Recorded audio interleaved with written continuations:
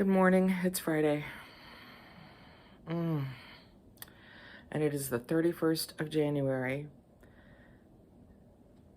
And I have spent 10 days with the rest of everybody else being in sort of daily shock at the rapidity with which things are changing and getting horrifying where I live in the U.S. Yeah, I'm with you guys. I have remembered last night that the only way that I can sustain any long-term activism or just friggin' get through the days without being a complete and utter wreck is for me to connect to Source, to the divine, to the Creator, to the impulse that beats my heart and breathes my breath, that I believe deeply there is this powerful, energetic force that I call love and life, both with a capital L, that without that connection to Source, the biology bubble would just stop. So because I believe strongly in that, I remembered last night how much I need to connect to Source and also to connect to my community and not just sit around and gripe and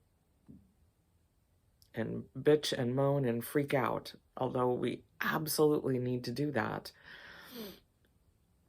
And after we've completed that process, to step forward from that energy into solution and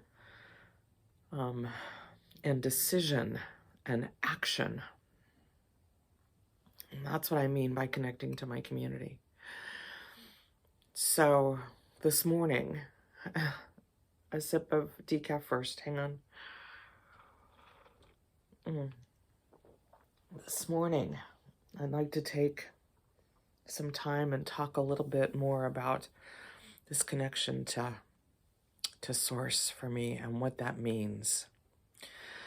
So for those of you who don't know, I have been a healer and an energy worker for 50 years, or nearly. And I've learned a lot about acting from energetic that I have pulled from within myself or pulled from external places and giving that out to the point of exhaustion. And I have also learned a lot about coming deeper inward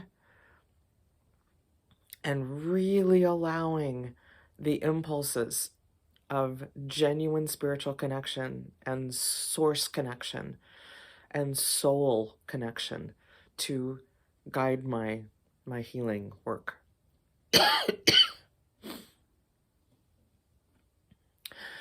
So when I think of, let me back up. When I was a massage therapist, when I would have a beautiful being on my table to receive healing work from me, I have all my life been able to see this beautiful template of light that radiates from their heart out through their being. At first, I thought it's what everybody saw. I thought when everybody stepped into healing work, that's what they saw. And I came to find out that that's not what everyone sees. But because I've always seen that, I never really could figure out why it was so easy to lose sight of that. You know, if I could see it on you when you're on the table, why can't you see it? Conversely, I can't see my own. So, I can see it for other people, but when I look in the mirror, I can't see my own. Until I go into my heart space and do a deep meditation, and then even my light template, whatever you want to call that beautiful, precious thing I see in people, That's when I can see it. So I know it's real in me as well, even though it doesn't reflect itself in the mirror, you know? Um, and still, it's easy to forget. It's easy to forget that that's the truth of who I am.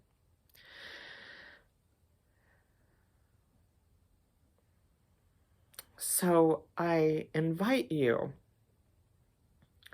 with me to find ways that work for you, to connect you to the places of truth and beauty and love and compassion and kindness and trust and faith, because we've all experienced them.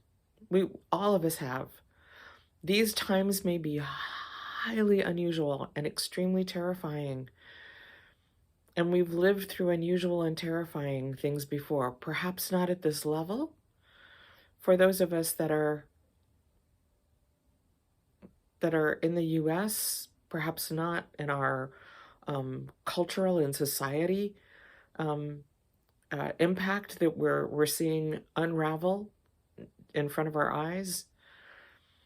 And yet we all have experiences where we had some faith, we had some trust, we had some ability to tap in to the beauty around us, because we have memories of moments where everything was not horrifying.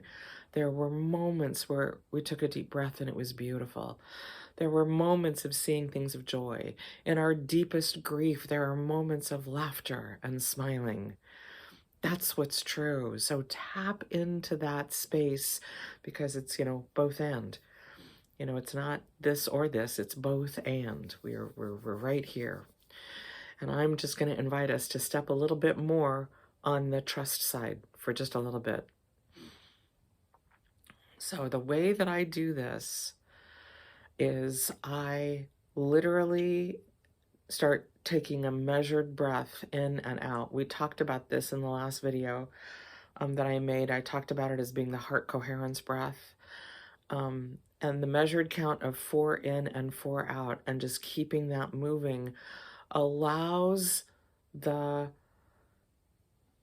central nervous system to begin to step down from its place of panic into a place of rest and recovery, so that our energetic resources can be rebuilt, so that we can continue to fight, we can continue to resist, we can continue to just live. And there is nothing wrong at all with taking moments throughout our waking day to rebuild our energetic resources. That's how we keep going. So I'm going to just invite you guys to join with me. And on your next inhale, in, 2, 3, 4, out, 2, 3, 4, in, 2, 3, out, 2, 3, 4, in, 3, out, 2, 3, 4, in, out,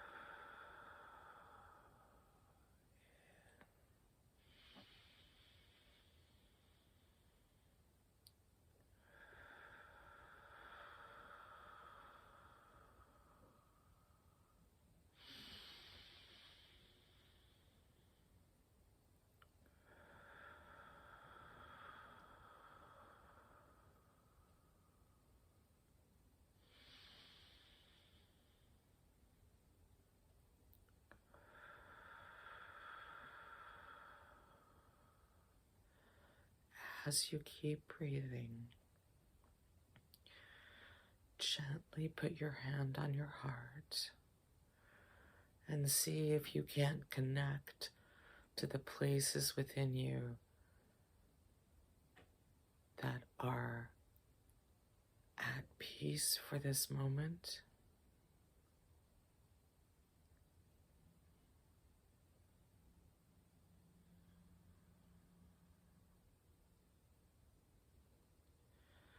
And let that peace expand just a tiny bit in your body.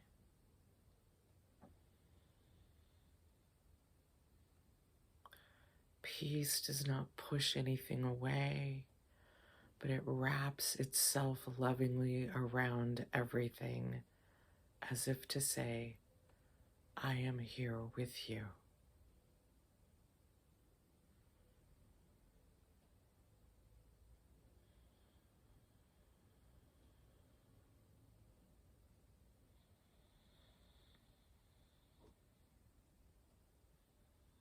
This is the moment when you get to remember who you are. You are light, you are love, and I absolutely adore you. May your weekend be full of moments where you get to experience this level of peace. I will see you on the next video.